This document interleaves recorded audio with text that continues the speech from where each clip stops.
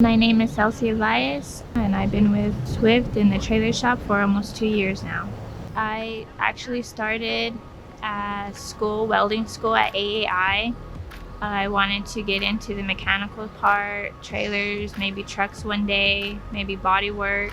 I did have some reservations going to the trailer shop, being the only female, but I've been welcomed with open arms. Everything's gone great. So I think those are out the window now. I thought I would face some challenges, but actually everything's been going pretty smooth. What I love most and enjoy about my work is coming from a welding school and wanting to be into welding. I get to weld nearly every single day. I also get to fix things, get to interact with other people.